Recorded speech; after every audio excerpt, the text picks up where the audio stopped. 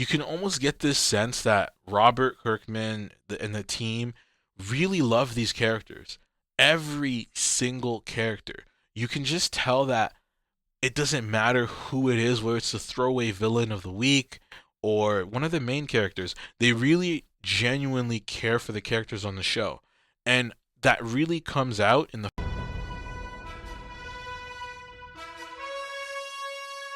Alright, guys, there's no such thing as entertainment. I'm your man Lex, and I'm back with another review of Invincible Season 3.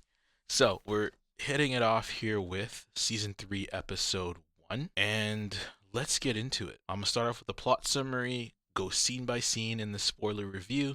So, if you haven't seen Episode 1, go ahead and watch it. Definitely recommend it, and let's do it. Let's break it down. So, the season starts off, right? So, 3 months after his battle with Angstrom, Mark continues training with Cecil's supervision to gain enough strength to compete with Vitramites while avoiding Eve. Mark and Rex try to stop two thieves, Dropkick and Fightmaster, from stealing the Declaration of Independence, but are attacked by Duplicate's brother, Multipol, who tries to avenge his sister's death. Duplicate and Immortal came out of retirement, and Shrinking Ray returns to the Guardians. William and Rick encourage Mark to confess his feelings and ask Eve out, but warns against telling her about the future stuff. However, Mark lets it slip, leading to Eve rejecting him. Doc Seismic breaks out of confinement and kidnaps all the superheroes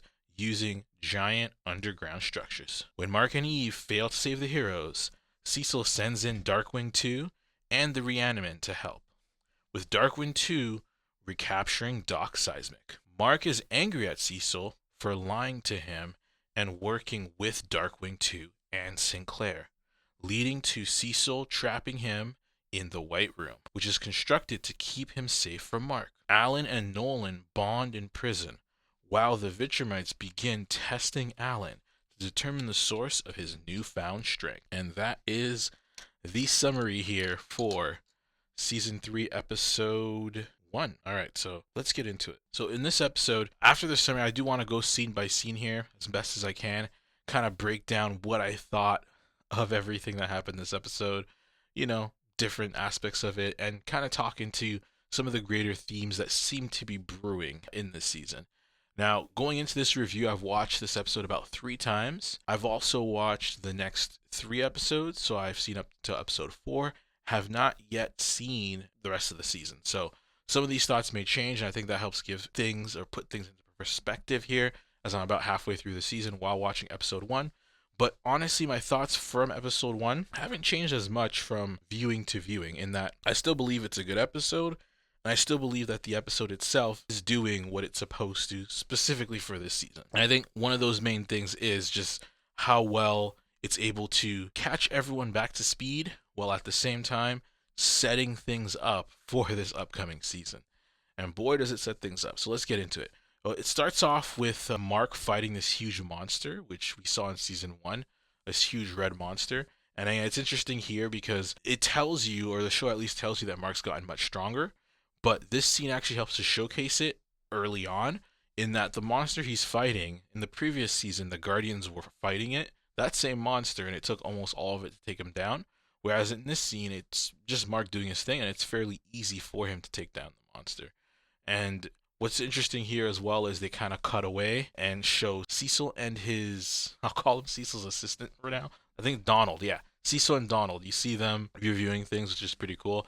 And then you also see the child's parents revealing that, yes, it is an actual 8-year-old, which is pretty interesting because when you first see him and how he's behaving and stuff, they kind of don't give it away as often. They kind of give it away, but not really. But this definitely confirms that it is a child in a giant's body, which, again, is interesting in terms of I'll talk about it. So there's this aspect of characters, right, where when you are making a nice character, a good character, you typically want to find a dichotomy and place it within that character. So sort of like an external thing and an internal thing that are at odds with each other. So in this case, this character, what at least makes him somewhat interesting is that he's this huge hulking giant. However, he's a child on the inside, right? which is a similar thing to the Hulk in a way, but different, and a bit of the Monster Girl thing as well, which is again placing these characters that are almost living contradictions and making them into a character. And I think why this is done often is because oftentimes people are this way, right? We oftentimes seem one way, and then when you speak to us, we seem completely different. For myself personally, I mean, here I am doing a podcast, yapping for, Lord knows how long in this podcast, and I can do this naturally and honestly love it. I enjoy it. But a lot of people, when meeting me or knowing me, for maybe a couple weeks, whoever knows how long, at first will think that I'm a quiet guy and don't like to talk often, if at all. And a lot of people actually knew me as that, when in reality, get a mic in front of me and good luck trying to shut me up, right? But again, it's one of those things that are true within people in general. So I think when a character at least is able to represent those two things at the most basic level, it's a starting point for a character, more than meets the eye, right? Anyway, so we get through with the child and the training scene. One thing in particular I notice about this scene that I think is really cool as well is that you really, really start to see in the episode, at least, the relationship between Mark and Cecil. It starts out very peachy. It's probably like the nicest you've actually seen the two of them, which I think is really, really important, because where it sort of goes towards the end of the episode and throughout the season, it's really so different seeing them where they are in this very first scene. And it only takes one episode for things to go south. But what's interesting as well is usually when, at least my understanding of scenes and how they're written, is that usually when you have a scene, things start off in one way, and what sort of signifies the ending of that scene is a change or a shift in one of the characters or one of the situations that is permanently crossed over or changed. What this showcases here is that when you get this opening scene with Cecil and Mark, all lovey-dovey and, enjoying each other essentially as a team, it really provides a contrast between this and the end of the episode, where, again, they're about to get in a serious, serious fight. So I think it's really, really well handled here, in that it's almost as though this whole first episode is handled like a scene in a way, with those bookends at the beginning, at the end, while also having multiple scenes within it that are also bookending things as well. And I think it's a really, really, really great way to produce something that's episodic, which is what we have here. Sometimes you have a show, it starts a certain way, it ends a certain way, and it seems like nothing happened, and they really avoid that here, and it's really highlighted in this first scene with Mark fighting the monster. I don't know what the kid's name is at this point, but I don't think it's relevant. Anyways, it moves on to Mark doing some more training. So you get to see Mark's training and sort of showing how he's grown over the past few months. And the training part, I think, as well, is really important, because of the fact that typically, I mean, you guys have heard it, right? That scene where it says go away for 6 months, lock your doors and basically become a new person. It's like a whole meme on the internet at this point. Maybe not a huge meme, but enough of a meme. You've seen the YouTube videos talking about it. And yeah, it's one of those things where there's a reality to it.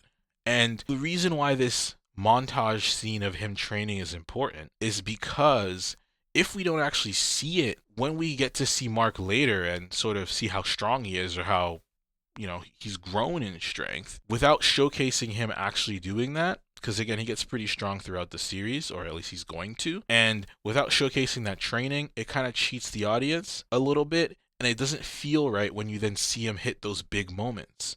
And I think there's a part of that that's sort of built into us a little bit psychologically, where it's almost like we're set up to know that we need to go in and train and prepare to get a huge reward of some sort down the line. And being able to see it happen in whatever form of media fairly quickly, I think there's something to that. So I think it is important, at least, that they show Mark going through this training montage, even though sometimes, it seems like something you might want to or can cut out. But no, I think it makes sense to have this, and it was a interesting scene just to see sort of how strong he's gotten. And then it always ends off with a wonderful scene with the introduction to Rexplode, who a lot of people are loving right now. And all I have to say is, oh man, just wait. Because I'm really excited for what's going to happen this season with Rex and what's going on. And I'm really, really, really looking forward to, yeah, just where they take this character this season. I did a video earlier talking about sort of different aspects of storytelling, and in that video, I sort of roped in Rexplode's arc, right? This was before even seeing the episodes of this season. And what's really interesting here is they actually played on a little bit of that in terms of him going through his own redemption arc and him going through this period or season of him trying to better himself. And it's nice to see him here. Anyway, this leads into probably my favorite scene of the episode. Yeah, I would say of the episode. This is a scene I've been waiting for a long time because at least when it comes to the comics, I was aware of Multi-Paul eventually showing up, and I saw him in a few of the episodes in season 1. So being able to actually see him in action here, I don't know why. I was just anticipating it simply because it's so outrageous and absurd. Multi-Paul. First, his name is ridiculous, but then the scenario of him going and fighting Rex, only to find out his sister's still alive, all that, I just think it's awesome, and it's like this funny little thing that happens, right? And I was looking forward to seeing it, and hey, got what I wanted, got to see the fight with Multi-Paul, but what's cool is it's layered in with another situation where there's these guys stealing the Declaration of Independence, so that's being planted as a seed for later on. And on top of that, what's really cool about this scene and how it's set up is that there's ebbs and flows to it. It's sort of like a roller coaster in terms of the tension flowing throughout the scene. So it starts off very lax, very light. Invincible and Rexplode are talking about relationship with Eve and all that stuff. So right there, you already have them setting up Mark's conflict with Eve and him having to go tell Eve what it is that he needs to tell her. And that's being set up within the fight there. As that's happening, next thing you know, Multi-Paul just shows up and starts, beating up Rex. So then all of a sudden, it shifts the fight a little bit because they went from having an easy, simple battle to now things getting much more intense. And they keep getting more intense and intense as you start to see all the different Multi-Pauls multiply. And what's cool about Paul here is there's so many of them. I don't know why, but for whatever reason, he's more unhinged with his powers and seems to multiply way more than his sister does, to the point where Invincible actually has some trouble dealing with them at first, so he has to stop holding back. And as he does that, things are then stopped by Kate and the Immortal showing up. So it's like you have that action and the tension low, then it rises with all the Pauls and the wharf of the Pauls, and then it drops back down again, and things are calm when the revelation shows up of Kate actually being alive and then the fighting stopping. So it's like this interesting volley and roller coaster that the characters are going through because they're in this, calm, chill fight. Then it gets a bit stressful, and then it goes back to a level of calm in a sense because they're no longer fighting. But there's just this weird moment where they're like, wait, how are you alive? What's going on? So I really like the way they did that and how those things moved and flowed and arced together. I thought it was really interesting. And yeah, overall, I definitely enjoyed this scene a lot. Again, one thing this episode does really, really well is set things up and plant a lot of seeds. I feel like this scene did a really, really good job in doing that. Particularly with Mark, you see him go on like this killing spree where he's just killing all these Multi-Pauls. Now, it's not necessarily killing Paul, but it is in a way too. So it's like already kind of introducing that struggle that will sort of take shape throughout the season of him having to learn to stop holding back and to be able to give his all in a fight, but at the same time being careful with not killing or outright killing someone. And I think that that's really cool, and I like that they really picked up on this thread from the previous season, because when he was with his dad, that was like the first time Mark was fighting, and he actually had to not hold back. He actually had to try and kill those Vitramites, or else he would have died. So they really took those threads from the previous season and on Mark's character growth and journey and brought them into this season. So I definitely really appreciate them doing that. Now, it's not all sunshine and rainbows here for this scene. I feel like Kate coming back was just wasted. There was no sacrifices or loss or anything. It just seemed like an afterthought. Like, what was the point? Why kill her off only to bring her back what feels like the very next episode? I know it probably isn't, but it feels like it's the very next episode. And it just, yeah, it sucks away the importance of death, but also the consequences of decision making. Her, I know she's not one of the main characters, but her choosing and deciding to no longer do superhero stuff, have no consequences for it, and just come back like nothing happened, to me is a huge lost opportunity because of the fact that there are so many different important themes when it comes to even superhero stories involving power and responsibility, and not shirking your responsibility and not just throwing it away essentially for, I don't know what the reason was. It's also unclear what that reason was for her. And again, it doesn't make sense because she comes back so soon. So what was the point? There's no real reason as to why she came back other than to stop her brother, maybe. Again, I think what could have worked better for this exact scenario is if Paul had gotten that fight with Rex, they, Immortal and what's her name again? Kate, Duplicate, are in that scenario, and Duplicate chooses again not to get back into the fight. And from her doing that, then something happens to either Rex or her brother or both. Or maybe Rex ends up dying, her brother gets really brutally injured by Invincible, and then she has to sort of face a consequence for her decision, whatever that decision was. Because again, I think they're trying to show here that she shouldn't have retired without telling anybody and just disappearing. But at the same time, they're not having her face any consequences for what she did. And I think that's definitely an issue here because ultimately, what you end up getting is just what seems like a wasted opportunity. And I say that because it's not something that the show does often. And I know that it's just an adaptation to what was done in the comic, but there's been a lot of aspects of the adaptations from the comics that were improved by the show. I think this definitely was one that could have been improved a little bit more here. And yeah, almost done with this scene. There's one more part that I really enjoyed, which is when Immortal found out that the Declaration of Independence was stolen. He was like, "What?" And I thought this was great because, again, his history with America and stuff, the Abe Lincoln stuff. I just think it was, yeah, funny to hear his reaction. And it's a good small attention to detail that the show has. That, again, I love that kind of stuff. So yeah, this scene really does firmly plant Mark's sort of by the book nature that he seems to have this season, where it's like he's remorseful for what he did previously, so he's trying to just be as good as possible, as by the book as possible when it comes to, oh, this guy should be in jail, this guy should not be in jail. Like, he's just really serious when it comes to enforcing the law and sticking by the law somewhat, because Multi-Paul tries to go after Rex and he takes him down and says, hey, this guy needs to be in prison. So I think that's interesting in terms of, again, another seed being planted early on in the show.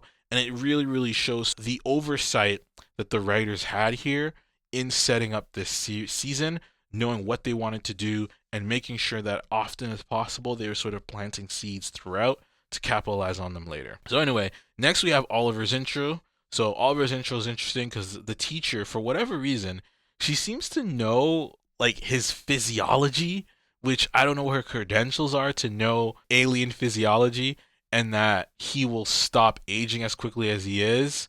Did she run calculations or something to tell? Yeah, anyways, it's a nitpick for me. I get it, but it just didn't make sense where she tells Debbie that he'll stop aging this quickly when he's a teenager, when I don't, what's an indication of that, if at all? And how would she have those indications? Again, I got no idea, but apparently she's an expert on Thraxan physiology and Vitramite. Anyways, so that was interesting. And then the next thing as well is once that scene's over, you get the intro to Oliver showing that, again, he's smart, he's cunning, and this lady April here seems to, again, be very, very much testing him and trying to understand him. I don't know how I can leap to what she said to Debbie, but anyways, let's leave it in that scene. Next scene here is we have Mark with his brother playing catch, reminiscent of Mark with his dad playing catch from the previous season. And I love, again, all these different callbacks that keep coming in from season to season, and how they really switched up Mark to sort of be in that mentorship role, but also be in a similar role to his father, which is, again, paralleling all those different things that happened with him and his father, but it's doing it in a way that is visual and interesting, and I really enjoy that and love that. Now you can tell here again with Oliver that he seems to know exactly what Mark was going to say before even Mark even said it, because of his again seemingly amazing memory. And it's almost as though he used that to plan his reveal of his powers. It seems like Oliver knew he had powers and was like, okay, let me try these out, because why not? And then as he tries them out, he realizes, okay, I can do this superhero thing.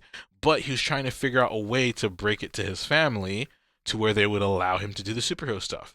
Talking about it, planting seeds. And then finally, when Mark said he'll train him once he learns his powers, that's when he was like, okay, watch this. And he shows his powers. So this is such a good level of characterization for the character of Oliver, showing you how smart he is, showing you how he thinks ahead, and just, yeah, there's really interesting things about the character, that he's a young kid, but he's also a smart kid, an interesting kid. So yeah, I really like this intro to Oliver and the catching scene and all that stuff. Great stuff. And then anyways, next scene we have the Guardians reunion, which is, I like this scene, right? So again, Kate shows back, right? For reasons that still do not make sense. They explain it in the scene, still doesn't make sense to me. Whatever, let's go with it. Once that's done, then there's that part where Shrinking Ray comes back. There's a thing with Rex. We'll get into that at some point in the future. And then, for whatever reason, you have Black Samson, which I don't know if that name is like supposed to be a meme or something, but it's I don't know, it's funny. But Black Samson, he ends up saying the line, "Got the team back together again. We're gonna be unbreakable," or something along those lines, right? And it's interesting because obviously what happens the next episode is completely opposite to that. So it's almost like a foreshadowing, but in a way that's not how you typically foreshadow. It's like the opposite of, I call it, I guess, anti-foreshadowing, right? In a way where it's again talking about the breakup that is going to happen, but ultimately, caging it in his one line there. So yeah, once that's done, you have Donald and Cecil, right, coming together, and they're talking about what's happening with the seismic, eruptions and everything. And I think I like this scene because it doesn't just bring Doc Seismic out of nowhere at the end of the episode. It kind of builds him up a little bit with stuff going on. It shows the relationship between Donald and Cecil, and then I love the line where Cecil's like, "This." You should have led with this, Donald. I love that line. One of the reasons why is a funny story. I was in a previous life, a previous job of mine. I was doing this, what was it called? Cold calling. And I was calling this guy, right? And he just got super upset because I called his store. And when I called his store, he's like, "What are you doing here? I thought you were a customer. Why are you calling me, cold calling me?" And I just got roasted, just ripped to shreds on the call. It was really bad. But me keeping my cool, as I do, I end up swaying him into having a conversation. And as we have the conversation, I sort of mention one of the partners we work with. And one of those partners was one of the products he uses in his store. And then he's like, "This, you should have led with this, Lex." And I was like, "Oh, I guess I should have," right? But I thought that was really funny too, because again, that's what Donald says here, and it reminded me of that. So again, I love the line for those reasons. Anyways, what's interesting here as well is Doc Seismic is doing some stuff and preparing things and I guess communicating with his minions. What I don't understand here is I thought his powers were due to his technology, but it seems as though they're internal. So I got some questions about Seismic, but again, not anything that ruins it or anything. He's honestly one of my favorite villains from the show. And we'll get to that one once we get to his scene. So the next scene here, we have Mark and Debbie talking about Oliver, which, it's an all right scene. Essentially, they're just going over what they think about what happened. And then Oliver's at the window looking all sad as he's observing. It's one of those scenes where, honestly, I felt like you could have cut it. It wasn't as necessary, but I think it goes to show, again, Oliver and his struggle, but also how smart he is and how he's really examining his parents and his situation, because his goal of being a superhero is there. And I like that, because in that first season, you had that situation with Mark really wanting to be a superhero and all giddy about it. And I like that this sort of bring that energy back with Oliver. So in essence, I do appreciate that part. But the scene here, yeah, it was all right in terms of what was done. Next, you have the situation with the bowling, and again, there's a series of scenes here that happen where the pacing slows down a little bit because we had that big action set piece earlier, so it makes sense. But anyway, so we're dealing with the bowling, and this is where we're starting to dive deep into Mark's issues and sort of what Mark's wants to, or what Mark's struggle is for this episode. And this episode's struggle is the secret he has with Eve and how he needs to sort of reveal it or not reveal it, ask her out, not ask her out. That seems to be Mark's big dilemma in the episode. And it starts off earlier and it sort of gets sprinkled in here in this scene where Mark is with his best friends. Now, Mark is talking about that drama with Eve, while at the same time, in this scene, again, it does a good job of planting some seeds again, where you have him talking about the drama with Eve, which eventually leads to the scene where he's actually talking to her, and it's the main thrust of the episode, I feel like. But from there, you also have St. Clair's handiwork and seeing it firsthand with one of his past experiments and his heart still hurting, and you can kind of see why Mark is upset at St. Clair and what he did and why he blows up later on. I think they could have hammered home a little bit more how much he cares for his friends in this scene, but I guess the apathy about what happened with Eve took priority over that, right? But either way, this is here to kind of show why Mark gets so upset and then, I mean, irrational essentially towards the end of the episode. And then you also have the situation with the honesty and sort of it seems as though one of the themes that the episode is sort of playing on, and it's actually said here in this scene where it talks about how you can sort of be too honest in a way where what's the line? He says there's a difference between being honest and being too honest, which is this idea of how you can essentially overdo honesty to the point where there's an issue with it. And I think we all kind of see that to an extent, right? Like as children, when children are around, sometimes they'll say things that you probably shouldn't say to people at all, or at least should say it in a different way. Like, yeah, it happens all the time. I have 3 daughters, at least at this point, and I see it happen. It's it's funny, but at the same time, there's that level of restraint of knowing when to and when not to say things.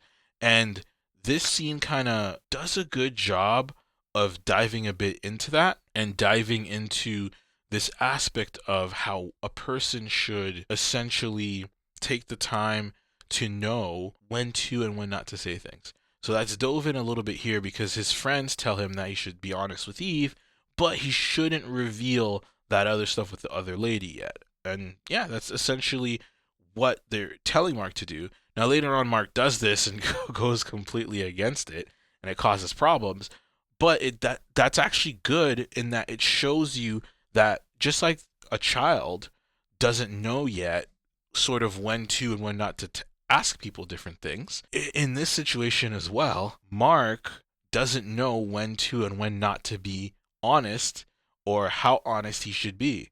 Now, this is a great setup. I don't know how much they're going to tackle this throughout the season, especially because of the fact that there's just so much going on. But this aspect of keeping secrets, or at least revealing things later on, I think is really an important one to take a look at. Even Oliver is in this situation as well, where he's keeping secrets from his family, and he's trying to learn when he should reveal their powers to them or not, and sort of how that works. And even in the show, Mark, his dad, Nolan, was keeping a ton of secrets, which he eventually revealed, and that actually showed sort of Nolan, he kept the secret for too long, and ultimately, when he revealed it, it was too late. He should have, at some point, broke it to his family earlier, but he wasn't able to. So it's really cool because they're taking a lot of threads and things that happened from previous seasons and really building upon them and exploring them in this season, which is so great. I really hope they tackle this idea more and sort of explore it even further in terms of this idea of when to and when not to reveal things.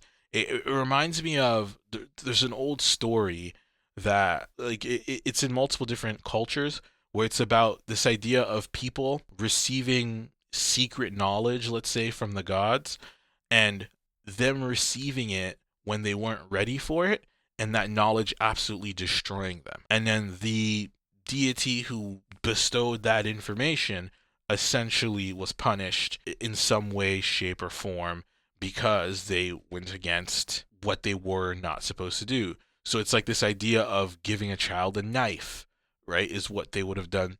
And at some point, a child is capable of holding a knife, but it takes time for them to get there.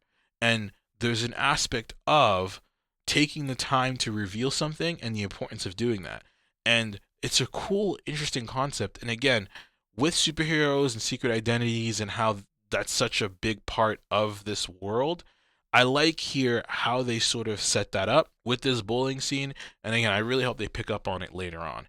Anyways, we get to the next scene, which I like the way they did this here. In this next scene, they have Mark and Eve blended in with Oliver and Debbie and their scene, also blended in with Doc Seismic breaking out. So sort of cutting between all three of these scenes. And the theme that runs through all three, maybe not as tightly as it could have, is this aspect of secrets and revelation and secrets being revealed. Doc Seismic's revealing his plan in action by actually enacting it. Mark is revealing his secret to Eve about what he knows and how he's actually enacting his plan to ask her out. And then Cecil is revealing that he knows that Oliver has powers and Debbie was keeping it from him and confronting all of that. So you have all three of those happening at the same time, blended together in a scene that I think is interesting. I like that they did that and that they tried to just break away from the typical scene by scene format, and sort of blend all three together.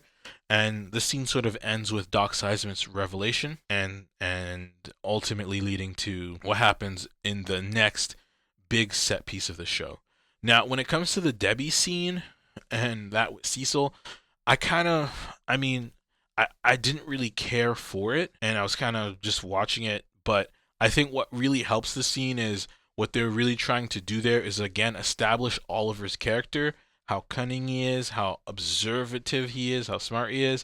And honestly, like, having kids, like, you get it. You see how they're always listening, always watching, always learning.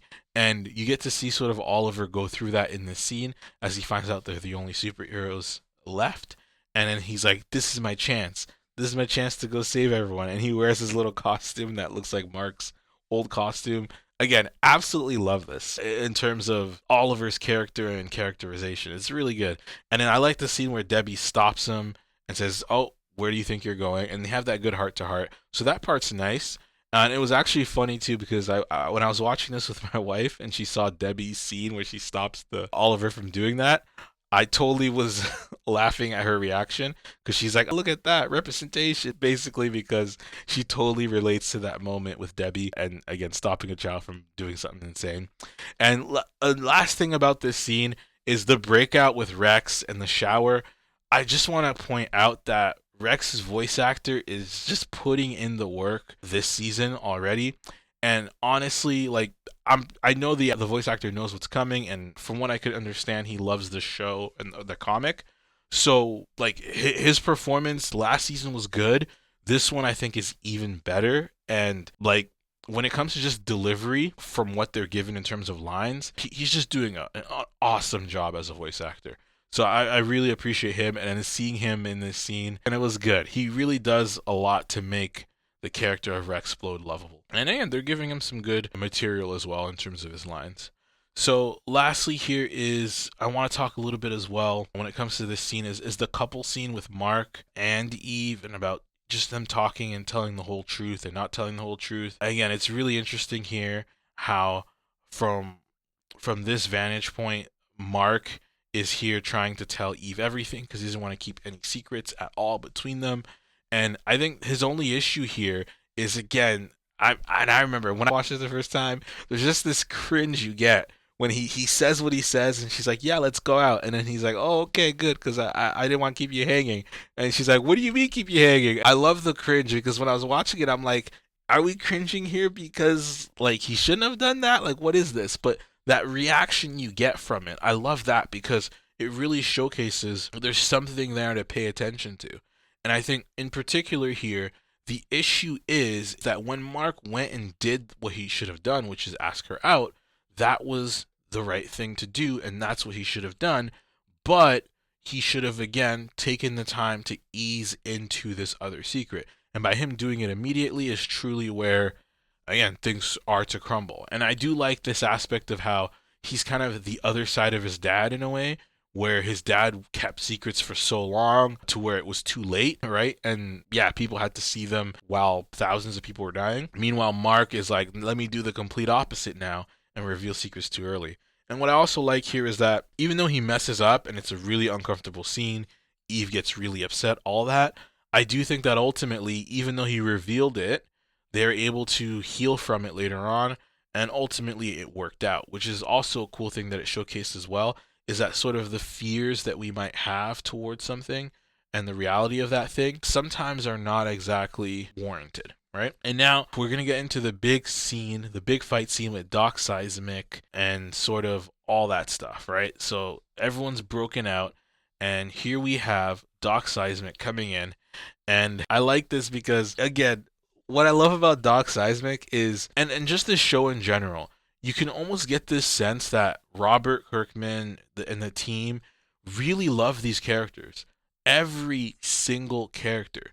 You can just tell that it doesn't matter who it is, whether it's the throwaway villain of the week or one of the main characters. They really genuinely care for the characters on the show. And that really comes out in the final product. Like, you can't fake love, but you can feel it. And you definitely feel it here with how much Robert and the team just care for these characters.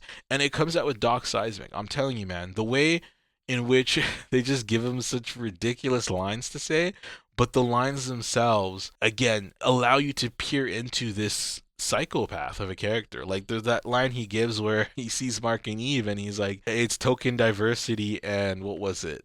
A gender stereotype, right? And they just keep playing on this theme of him being this college professor like character who just went mad and insane because society and capitalism and everything is just a mess. And again, it's just so over the top and ridiculous, but you can't get mad at him because, again, he's amusing to listen to. He really, really is. And I think a huge part of that is what the voice actor is doing here in the scene. I love the way he captures Doc Seismic's weird voice and tone, and it just sounds great. It really shows like the fun he's having voicing this character, and the fun they had seriously working on it. So I really appreciate any scene Doc Seismic is in, and in particular here, I like this scene because of that. Mark and Eve. Now there is some weird stuff here because he says that he captured all the heroes by studying their vibrational waves and then capturing them all in one place so he can kill them all. That way he can take over the world without heroes stopping him. This is, again, an interesting plan, but what I don't understand, and if you guys do, please, leave something in the comments explaining this, but for whatever reason, Mark and Eve were not on his radar, like literally the radar he was using. They were the ones who thwarted his plans the last two times I think we've seen him,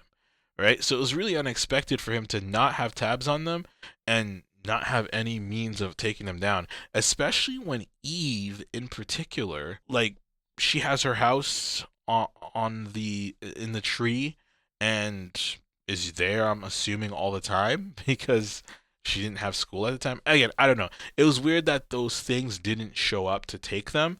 I think that can be solved with them being attacked by them, but I don't know.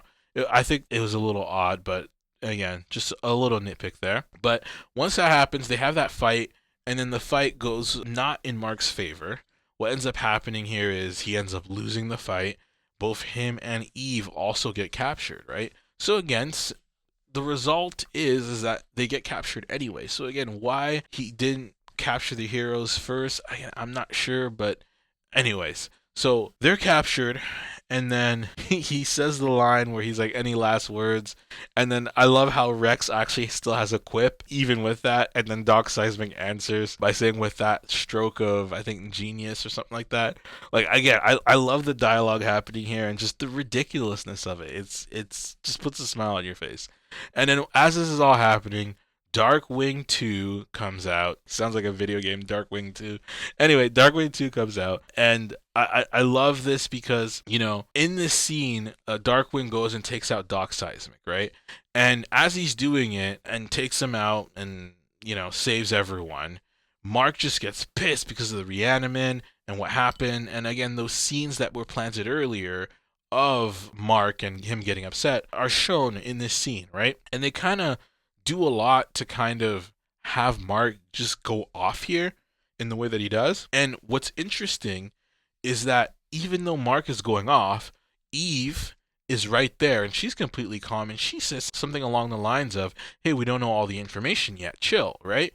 And everyone, the immortal's like, hey, stand down. Everyone is telling this guy to chill, and yet he doesn't care. And it's interesting because clearly Mark, I believe, is wrong here, right?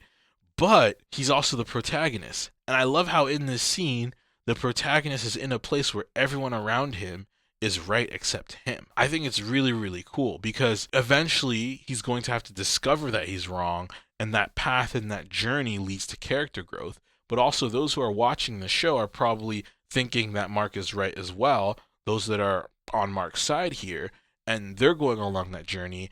And it's cool because the show frames it in a way where, yeah, I mean, you could pick either side at this point, right? But it's very, very clear, at least, that they're doing a really good job of showcasing that, hey, Mark here is sort of unhinged. You start to see those seeds planted in that earlier scene with the multi-Paul fight, where he sort of went berserk on a rage, killing all the Pauls. Here he goes berserk, killing the reanimin, or going after the reanimin, but also getting upset and going after Cecil. So all these things are sort of coming to a head at this point. And I think it's really, really cool because as the type of character that Mark is, right, which I would call him sort of like a Paragon-like character, which is that character that is supposed to be the one that's always doing the right thing. Oftentimes when you're watching that archetype within a show or movie, whatever it is, usually the decisions that that person or character is making are the right ones. They're the ones everyone should follow, like Superman, Captain America. You always have that. And what's also interesting about those types of characters is oftentimes they're at their best when you put them in a situation where everyone around them is saying one thing and they still believe and are saying and thinking another thing. Captain America Civil War, probably one of the greatest comic book movies of all time, showcases that with Captain America believing he's right and everyone else believing he's wrong, essentially, and him standing firm on his convictions. And I love it because here Mark is standing firm on his, and as people, even though we can be wrong, it is our responsibility to stand firm on our convictions, whatever those might be. And if we learn, we learn, but we have to stick to what those are at the time. And that's what Mark is doing here, and that's what's still admirable and heroic about it. However, what's also interesting is that he's completely wrong in this case. And usually when we see these Paragon-like characters, it's in these types of scenarios, it's usually the inverse, where they're right and everyone else is wrong.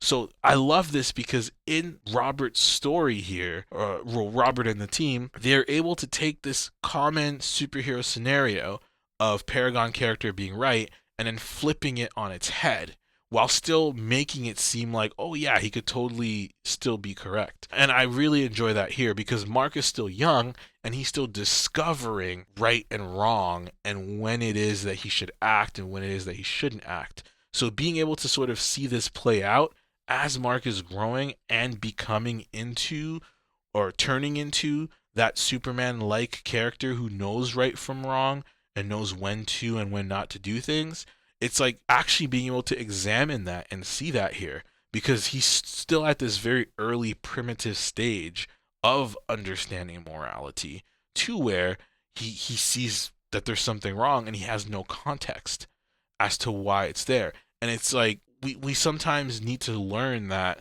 context like is everything. Like I won't say it's everything, but there's so much that context does and provide that without paying attention to context, you miss everything. Eve tells him to wait. He doesn't know everything yet. He says he doesn't need to know everything, but he knows that this is wrong. But what's interesting about morality in particular is that oftentimes the very same act performed is right in one scenario and wrong in another. And that goes for so many different things. Something as simple as picking something up off of the shelf and leaving a store with it, that action, when in context of you paying for something, is completely fine. If you remove the context of you paying, all of a sudden it's a crime. And that context is everything. The action is virtually the same. The context, though, completely changes it. And you can use that for different sexual acts, whatever the case may be. We won't go deeply into it, but I think it's a verifiable truth here. And what I like is that they're able to take this moment here and try to start exploring that through the character of Mark and through his overreaction here, and everyone seemingly being against him. So again, awesome thing that they do here. I really, really enjoy it, and it's going to lead into a lot of what I'm going to talk about for the next episode. So if you're interested in this discussion and how it leads to Mark versus Cecil, all that, feel free to like, comment, and subscribe, because I will be doing another review of the next episode. But right now, just to finish off episode 1 and this review, I want to get into that final scene with Nolan. Or actually, no, before that scene, we do have this scene with Mark and Cecil. So this is really cool, right? I love this because Cecil here is supposed to be super scared, which he should be. And he says himself that he is. But what's interesting is, like, with Cecil and his characterization, I talked about it earlier, right? Where you have those characters that are just these dichotomies that are just there. And Cecil, with his characterization, he looks completely calm, cool, and collected here. Meanwhile, on the inside, this dude is terrified. And it's, again, a perfect example of that way of characterizing a character, which is having these opposites all in one represented within that character. So I really, really like how he's shown here. I think they could have done a little bit better way, used a couple of different things to subtly hint to his actual nerves within the scene. But anyways, that's just like small details. And then I also like here the show begins to pose the question of reform versus non-reform, right? And they plant this seed in this episode to follow up on in future episodes. But what's interesting here is that's what ends up bringing this conflict to a head, because they have multiple things that they're upset about. There's the issue with the reform and whether or not someone can be reformed, and sort of the show posing that question. But there's that issue of the mistrust and them not working and being on the same page. Mark had no idea this was happening, and he probably wouldn't have approved, and Cecil knew that, but he still kept working on the stuff anyway. And I do think that at some point, once Cecil was able to sort of see Mark develop into what he should have been, he would have then given Mark that information that he was working with Sinclair and so on. But Mark wasn't ready for the info, and we can very much clearly see that Mark wasn't ready because of his reaction to that. So it's a really interesting thing to see here, because Cecil did keep that secret, should he have told him. And it dives in again to this theme of this episode, right? Of how honest can a person be? How honest can you be with someone? And does it even make sense to be that honest? And man, it's so good what they're doing here.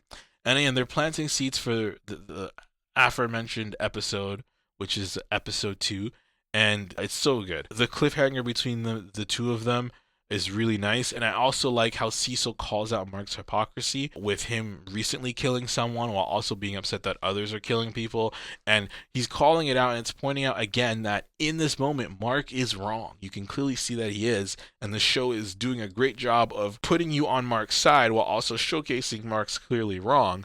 And again, great stuff. And I want to talk more about this topic, but I gotta wait until the next episode, because obviously, it's the episode where a lot of this stuff comes to a head. So I'll end it there. And then finally, the last scene, the post-credit scene you get with Nolan and, what's his name? Alan the Alien. So I honestly enjoy these two a lot. I really like where they're going with this, especially considering some of the themes that have been set up within this episode and how they're going to build upon that with Nolan's arc, and with Alan as well, and all this. So I'm really excited. My only issue here, especially after seeing the subsequent episodes, is that yeah, they plant the seed here, but I feel like it was just too early because they're not going to dive back into this for another like 3 episodes or so. And I really feel as though at the end of season or at the end of episode 3, this should have been brought up rather than at the end of episode 1. But I know it's the premiere. Everyone wants to see Nolan. It makes sense. But honestly, I don't think this scene should have been here. It should have been a different post-credit scene. But despite that, yeah, I would say that's the gist here of the episode. And yeah, so those are my thoughts on the scene by scene. I really did quite enjoy this episode. One of the things I really appreciate here is it was a great reintroduction to the series. It planted great seeds as well. And I love that it captures that superhero tone and vibe of what makes comics so great, right? Comics are supposed to be comical, right? Like there's an element of absurdity and comedy to it and fun to it that just makes them what they are. And there's so much of that in this episode with the multi-pol stuff and the Doc Seismic and everything. And yes, they still get to weighty issues and plant seeds for those weighty issues, but it really takes the time to have fun and enjoy itself. And I think that's really important here in terms of setting the foundation up because it sort of eases us into the discussions that it wants to have. And boy, does this show want to have its discussion. All in terms of rating this episode, I would give it probably an 8.5 out of 10. Like it's really, really up there when it comes to all the different things that it was able to do, especially for this series. And I think what really helps to shine here is I always like to talk about wisdom, right? And my definition of it, it's not mine as in I made it up, but it's the way in which I best understand it, which is that wisdom is the skill of knowing what to do when. And what's really good about this series, and particularly this episode, is it takes something, right? Something you think you know how to do, and then it puts you in a scenario in which it's actually not the time to do that. It's a time you shouldn't do that. And it actually explores that with Mark and him telling the truth or not telling the truth, with Cecil and him telling the truth or not telling the truth or how much he should tell, with the aspect of killing and how we obviously know that we shouldn't kill. However, are there situations where we should kill? So things like that is really cool because it's asking those questions and working through what answers they believe to be the case. And we haven't gotten to the working through it yet. We'll get to that in subsequent episodes and reviews. So again, like, comment, subscribe, do the YouTube stuff if you want to see more of this. But ultimately, I'm just super duper excited for what they're doing with this season and what's going to happen next. Again, this is my review of episode 1. Forgive me, I've been doing a lot of web slinging and building a bunch of sites for people, so I have not been able to record everything all at once, but I do want to get through all 8 episodes in this manner, in this way. So be patient as new episodes come out. Like, comment, subscribe when you can. I'm your man Lex. This is a review, Invincible Season 3, Episode 1. Remember, love you guys. There's no such thing as entertainment, and we are out.